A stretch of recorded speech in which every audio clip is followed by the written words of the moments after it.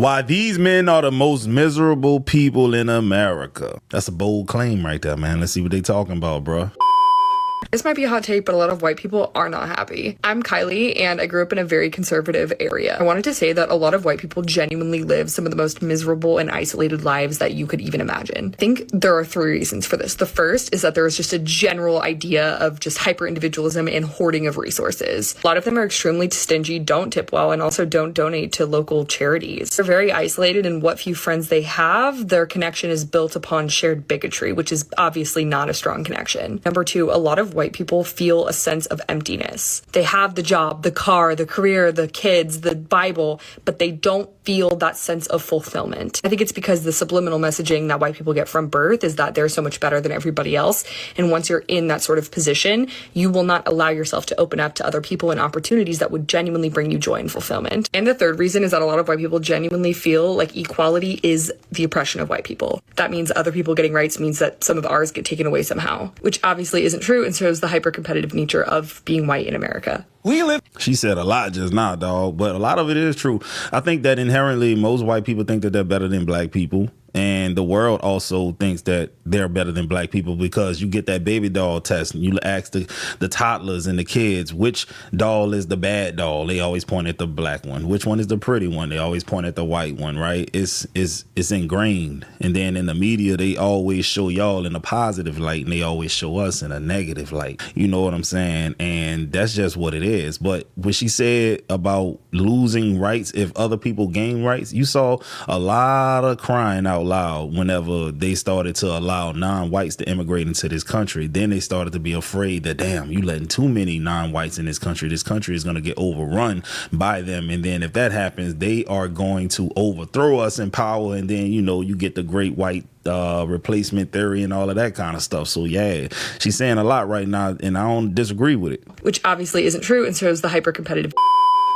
Where racism is alive, and we live in the Deep South, an area in the United States where racism is alive and well, whether you are white, black, Middle Eastern, Asian, Indian, Hispanic, or anything in between. I know how some of y'all grew up. Dude, some of your parents and grandparents would have been mortified if you dated someone of a different race. I've seen it firsthand. I have a sibling who got written out of a will because they dated someone of a different race in middle school. Damn. Last year on vacation, my brother-in-law, my soon-to-be brother-in-law, who is Hispanic, he got confronted by someone at our condo who asked him if he, quote, jumped the fence in order to sit around our... Because that's the most appropriate question to ask a stranger. Damn, dog, that's crazy. It's time for us to stop using the excuse that that's just how it was back. This is how I grew up, because that may be the truth, but that doesn't make you any less racist. In fact, if you have a problem with people of different skin colors, then if you end up making it into heaven, you're going to be super disappointed, because in Revelation 7:9, it says that people of every nation, every tribe, every tongue, and every language, and every color are going to be surrounding the throne of God and worshiping Jesus as their king. And so if you got a problem doing that right now, you may want to reconsider going to heaven.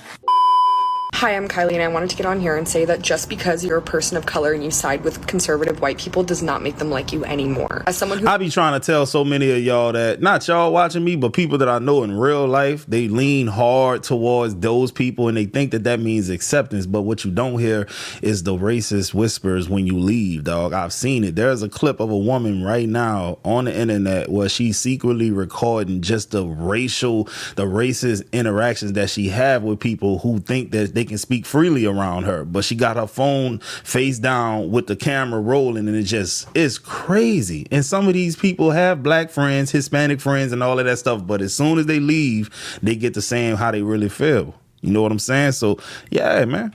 Who grew up in a conservative white area, I can tell you pretty confidently that there are only 4 reasons that most white people have a friend of color. Number 1 is so that they can say that they aren't racist, and they can tokenize you and say that you're one of the good ones while also giving themselves some sort of social credit. Number 2, they like to have people around that they feel that they are smarter or better than in some way. They almost see their friends of color as sort of sidekicks when they're the main character. I think it's disrespectful to put somebody into that role and not recognize their own individuality. Number 3, they keep you around to make fun of you or say things behind your back. And again, the whole tokenizing look, oh, he doesn't act, insert race here, which probably results in more comparison between you and other in-group members. And number 4, just to have somebody around. Please don't fall into this trap of thinking that just because you say the things that they want and you hang out with them, that they will ever fully include you. Because most racists will never see you on the same level as them because they feel they are superior. Just a bad situation to be in. The reason that So look, man, there's right now there's like a whole lot of ICE agents in New Orleans, and I'm friends with Hispanic people and things of that nature. But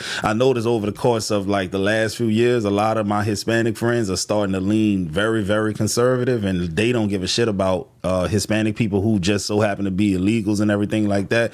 But what I be trying to explain to them is that you all get grouped into that same box by the people that you're trying to impress, bro. So what I mean by that is this: if you go into the comment section of some of these people that you're friends with, they are basically saying, yeah, deport all of them, da da da da da, right? There's no differentiation to them, dog. Real talk. You think that you're one of the good ones, right? But this is how they feel about people who look like you, dog. They will never accept you. It's that simple. And you don't have the common sense enough to know that. You think you special. But when that day comes, they're going to show you that you're not, bro. White people are so obsessed with saying the N-word comes down to the simple fact that they aren't used to being told no. In a world where quite literally everything is built for white people, they interpret not being able to say a single word as censorship and oppression, because they don't know what true oppression feels like. That is why this comment on this video has 50,000 likes of saying, guys, don't worry, we've all said the N-word. Because who is we? Like, it is not me. It is insane how many white people have this weird, childish, and racist obsession with saying the N-word. You have to understand why white people don't say the N-word, and it is because of the long history of dehumanizing racist behavior against black people. And the mere fact that you want to say it is deeply concerning to me. That speaks volumes, the fact that you really want to say it, dog. That speaks volumes. That just shows that white people have never, most of them have never actually experienced true hardship and true oppression, because if they did, they would understand what it means to respect someone's boundaries. It's absurd to me how many people are so obsessed with black people.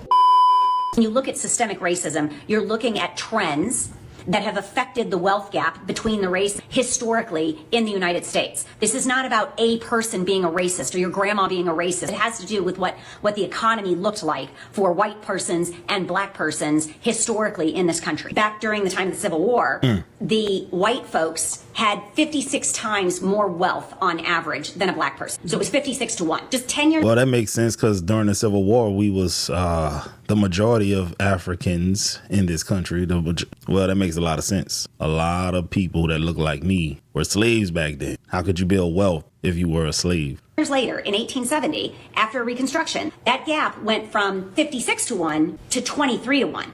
Because we could work now and earn a living instead of being laborers for people who didn't pay us. Dramatic improvement in 10 years. The reason for that market improvement is that while black people were now allowed to purchase land and assets, so black wealth was going up, simultaneously white wealth was coming down, because what was a huge part of their wealth? Slaves. Yeah. Human beings that they were no longer allowed to own. By 1900, the gap had closed all the way to 11 to 1. The average white person had 11 stalled out, is because black people were still being discriminated against. They didn't have the same access to credit, if any access to credit. Legislative attempts at narrowing the gap were shot down, trying to finish narrowing the gap were shot down, like the 40 acres and a mule thing that never got passed. They faced widespread discrimination in education. The schools were still segregated and they weren't getting the best funding and they weren't getting the best teachers. They were discriminated against in the workforce. Now from 1900, when it was 11 to 1, to 1960, over 60 years, the gap squeezed a little bit smaller to 8 to 1. So for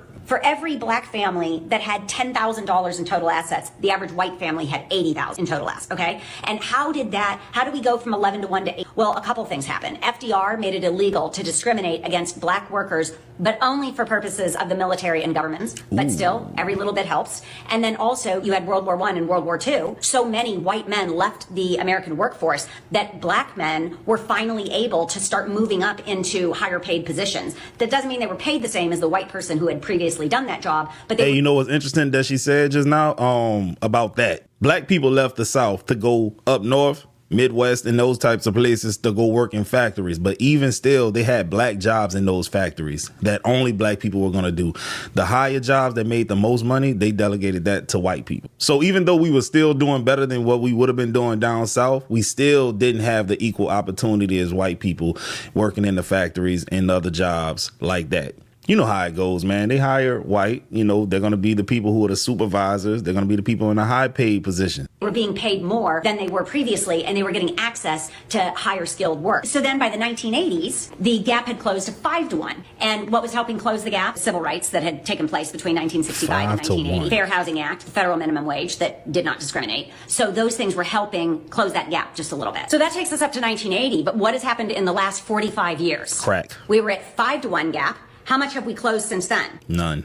In the last 45 years, we've gone backward. So we are now at a 6-1 gap. The average white family has 6 times more wealth than the average black family. And why is that happening? Well, because wealth compounds. It's not just about who has the ability to earn X salary. It's that the white families were starting with more wealth, more property, more stocks, bonds, etc. And they're able to compound that wealth. Whereas if the black and brown populations are starting without those assets, they don't have the ability to compound. They end up having to spend what they earn. They have to consume the majority of the income that they're earning just to sustain a living. This isn't about blaming an individual. It's not about vilifying people. What it is about is exploring and understanding the economics behind why we have that gap so that we can address those things with policy moving forward. Hey, but one thing she didn't touch on is this too. In the 80s, 90s, they were mass incarcerating a lot of black men for doing the things that white men did. They just didn't get in trouble for it. Did y'all know that if they actually policed white people the same way that they police black people, then you wouldn't just see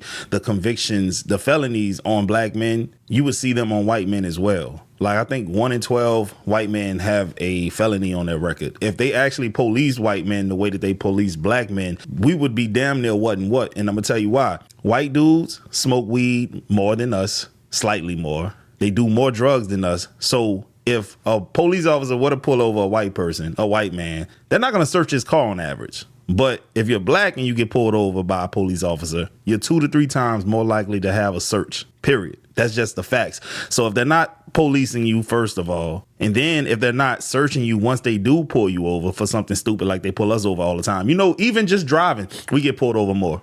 All of this stuff is backed by data. Go look it up. Don't take my word for it. Just driving, we get pulled over more. You go to your local courthouse for a traffic violation, look around. You ain't gonna see a lot of white people in there. I don't care what part of the world you're in. Real talk. Unless you're in an all-white city, you're not gonna see a lot of white people inside of that courtroom paying tickets. Yeah. Can we talk about how miserable white people are for a second? Like, you know that white people are miserable, right? Like, have you ever looked a white person in the eye, even if they're like a big mental health person? You just look deep down and you're like, brother, you are not happy at all. And truly, it breaks my heart. But one reason, I think, one of the main reasons that a lot of white people, a lot of us are really unhappy and miserable is because we lack internal congruence. Now, congruence is a concept we learned early in grad school to help people heal. And congruence is basically internal alignment. Values and actions are on the same page, right? Like, we accept every part of ourselves. We feel peace, security in who we are. Congruence. And no matter how hard you try, you can never find internal congruence if you're not congruent with the world around you. If you're not understanding what's real and seeing reality and affirming what's true. So like white people who deny patriarchy and capitalism's negative effect and oppression of the world and genocide that's happening around the world, like that's incongruent with reality. Yeah, man, that'll be like when they say shit. There's a clip of Elon Musk's daddy saying that the white people did the Africans a favor by putting them under apartheid. Like when we got there, y'all had nothing at all. Y'all was just happy in the woods, in the safari, with no technology, with no modern amenities. Y'all was just savages, and we came and saved you. Whole time, those people were happy. Who are you to tell them that their way of life is not good enough and we need to come and save you because us as a group are better than y'all? It makes no sense. People are getting along just fine. Like the Mormons and shit, they like living the way that they live. Who are us to tell them that, nah, y'all need to come and get with the times? Like, nah, that ain't how they work. I ain't trying to say the Mormons are great people or nothing. I'm just saying it was the first thing I thought of. Is going to have an effect on us internally. Because to deny what's happening in real time, we have to deny certain parts of us, certain emotions, certain thoughts that come up. And the more we run for that, The more incongruent and separate we feel, the more dissonance that comes, the more miserable we are. And a lot of times we're not actually dealing with our own pain and our own reality, because we're all suffering under capitalism and white supremacy. Like, it affects us different ways in intersectionality, but like, it affects us white people too. You don't think a stormtrooper in the fucking Star Wars movies hates his life? You don't think he hates being bossed around all the time? You don't think poor white people living in the empire, like in the city walls, like in a Game of Thrones, like, you don't think that they're miserable under it, even though they're not miserable the most? To be congruent inside, to not be miserable anymore, it takes accepting the realities of the world, seeing how those toxic systems affect us, and then moving to actually be congruent. Because deep down, humanity has goodness at its center. So yeah, white people, we're miserable because we're not congruent, because we're denying the realities of the world, and thus denying ourselves. I think I'm getting a little closer to understanding why men my age, particularly white men, are so angry and bitter and upset with everyone that doesn't look like them, and women as well. They're upset with women too. And I think all it is, and you get a great insight into the minds of these people when you read the comments that they post on TikTok. And so that's where I get a lot of my, I guess for want of a better word, understanding on how they think. Anyway, what seems to have happened is in the 50s, right, all the guy had to do was be a financial provider. He'd go to work, not offer any emotional support or vulnerability or awareness or intelligence, not bring anything emotional into a relationship. His component was purely financial, and that was fine in the 50s. Well, I don't think it was great, but that particular mindset. Could white women vote in the 50s? Educate me historically. You know what? I'll do it myself. Person would say that was great, and I think that's mean when they say, "I'll make America great again." I think it's kind of, that might be a period in time that they did consider. Anyway, what's happened is women have proven themselves to be just as competent in that area as men, if not more so. So women are now amazing financial providers and well set up financially. Now, I know he has good intentions, but I'm always checking stats and stuff like that. There is no group of people where their women out earn the men. It just doesn't exist. White men out earn white women. Asian men out earn Asian women. Black men out earn black women. Historically, though, white women have always made more money not always, but for a long period of time, they made more money than black men. And for the first time in a long time, I think it was last year in Q4, black men exceeded the income of white women by like $30 or $40, the median income. A lot of women are, not all, but a lot. And that's unsettling for the average white man with an emotional IQ of a piece of wood, because those women now no longer need a man to be it's purely that they would enter into a relationship as an equal, not as, and potentially the guy could be dependent on the woman, which we chuckle. Anyway, so what's happening is guys are realizing that they bring fuck all to the table, and they don't offer anything that women can't do for themselves and probably do better. So they're now confronted with this cold reality of women don't want or need them for that reason, and they're floundering. They don't know what to do. And then they go start listening to Myron on Fresh and Fit, who's also going through the same thing, who realizes women don't need him. Straight up. That's the pipeline. I mean, the answer is very simple. They could evolve and spend some time getting to become emotionally intelligent, maybe get in touch with their feelings. Could be something that, but no, these particular people, these guys, they won't do that. That's too hard. So what they do instead is they blame everyone else, blame women, blame minority, blame DEI, and that's the other. All DEI has removed the advantage that they've had for so many years, where they could. And they go back to what old girl said: if other people get opportunities, that means that they get less opportunity. They could be a lazy ass, no hoper, nothing going for them except that they're white and they're a man and they're in the club. So they waltz on into a job without ever having proved themselves or even deserving that position.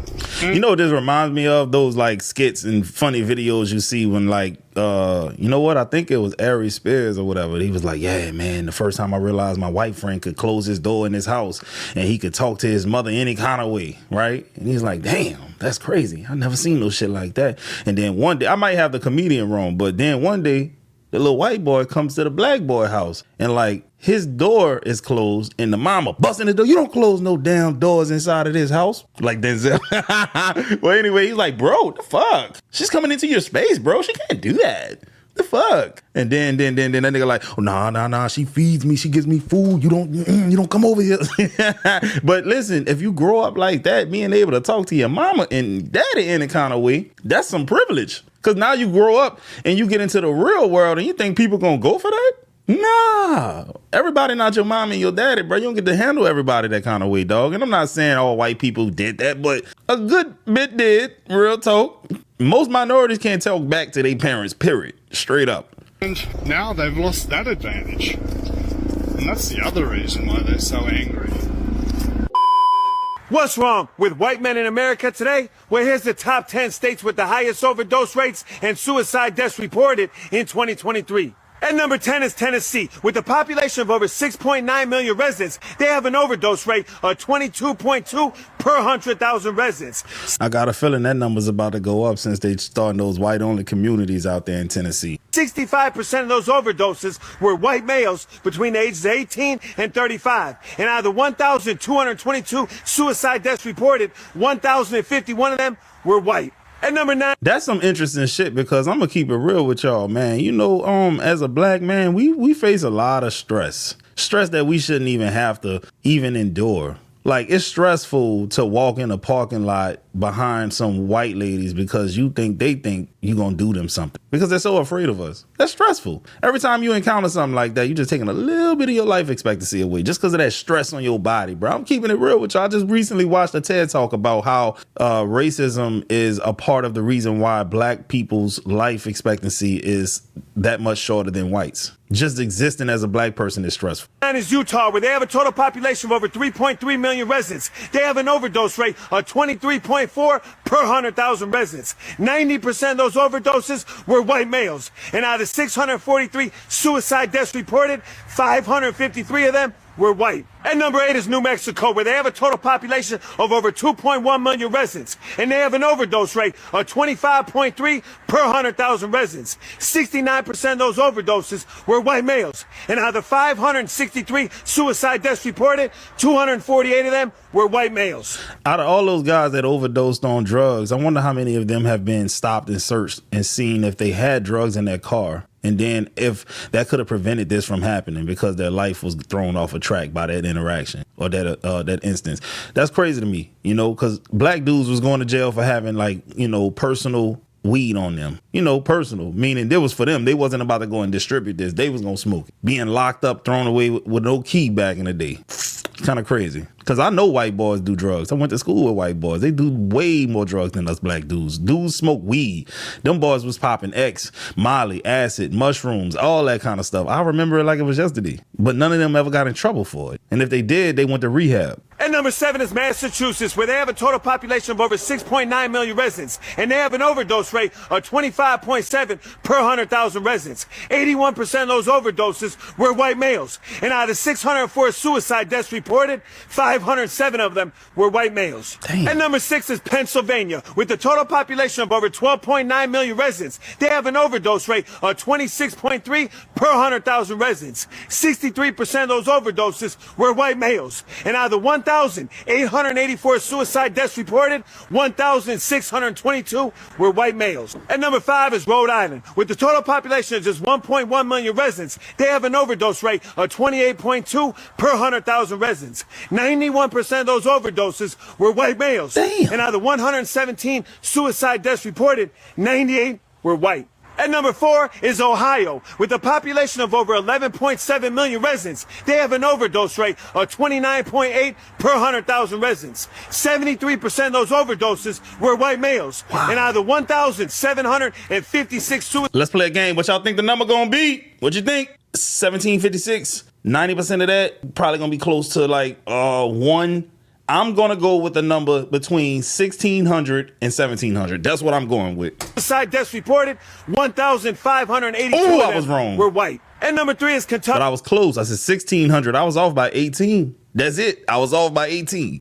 With the total population of over 4.5 million residents, they have an overdose rate of 29.9 per 100,000 residents. 81% of those overdoses were white males. And out of the 816 suicide deaths reported. All right, we're going to play it one more time. One more time. What y'all think? Leave it in the comments. I'm going to go with 695. 749 of them were white. And number 2 is New Hampshire. With the total population of over 1.3 million residents, they have an overdose rate of 34.3 per 100,000 residents. And 91% of those overdoses were white males. And out of the 223 suicide deaths reported, 219 of them were white. And number 1 is West Virginia. With the total population of over 1.7 million residents, they have an overdose rate of 41.5 per 100,000 residents. 94% of those overdoses are white males. And out of the 367 suicide deaths reported, 357 of them were white. Only 10 wasn't white? If you know somebody that's struggling with drugs and or a mental health disorder, please assist them on seeking help before it's too late. Bro, you know what's interesting though? Throughout my life, I've experienced a whole lot of traumatic experiences, and I've never been suicidal. And I'm not saying that y'all haven't been before, but the fact that we are not committing that act at large is a testament in and of itself, for one, how resilient we are and how mentally strong we are. Because, man, bro, I know one dude who lost his entire family in a car accident. If you were ever going to commit something like that, that'd be a time when you be thinking about it a lot. I know people who've lost friends. I know people who've seen their best friend get their brains blown out right in front of them. You talking about PTSD, all kind of stuff, and we're not doing that. So what is making them do it so much? What are they going through that is so difficult that they feel the need to do that? Like, we go through a lot, bro.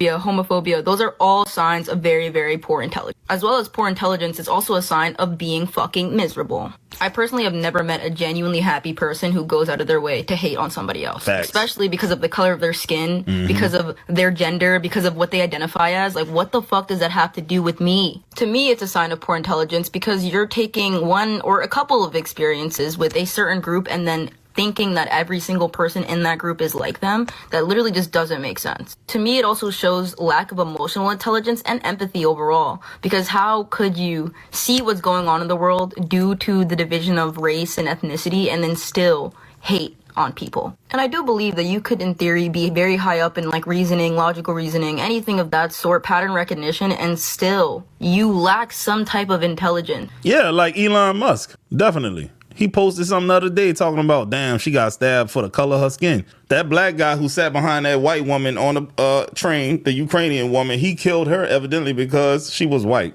And he posted that. They say that Elon Musk estimated IQ is between 150 and 160. On average, I think the average IQ is like 100 or something like that, right? So he's definitely operating on a different motherboard than the rest of us. But he is still, for whatever reason, posting stuff like that without even finding out whether or not it's true. I heard that the dude was schizophrenic and he was suffering from mental health issues. And, you know, normally when a black person do some heinous shit like that, they ain't right upstairs. I would even assume if a white person did that to a stranger that they never met before, something ain't right upstairs. So Elon Musk, someone who's supposed to be that smart, he can't tell. It is what it is, man. But anyway, this is a long video. I hope y'all enjoyed it. If you like what I was putting down, hit the sub button.